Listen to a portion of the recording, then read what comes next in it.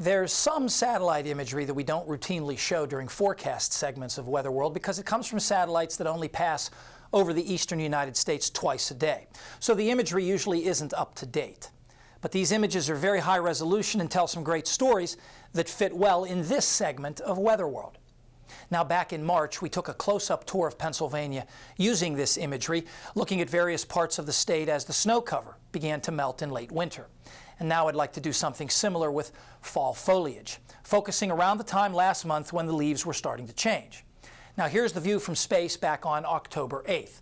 And on these true color images, the ridges and higher elevations of the north that have a lot of trees look deep green with some reddish brown mixed in where the leaves had started to change, while the valleys and lower elevations are lighter because they're mostly fields. If we zoom in a bit, the alternating ridges and valleys in central Pennsylvania show up well. You can see the Susquehanna River meandering through. You can also see all the individual ridges, from Blue Mountain on the south, northward through Tuscarora Mountains to Shade and Jacks Mountain, and even Nittany Mountain, culminating there at State College. There was just a touch of color in the Ridge and Valley province at this time.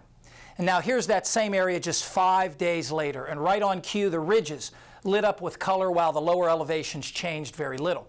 And if we back out, we can see the transformation over the entire state, as within a span of just 5 days, the forests went from mainly green with just a slight hint of color to vivid orange, as the annual display of autumnal splendor peaked in northern Pennsylvania during the week of October 12th.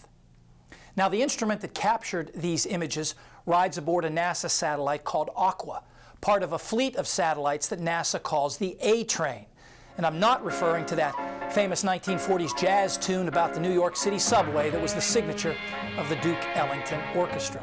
This A-Train consists of 4 polar orbiting satellites, Aqua and 3 others named CloudSat, Calypso, and Aura, flying in formation, one after the other.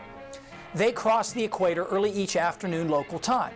The A in A-Train is supposed to stand for afternoon.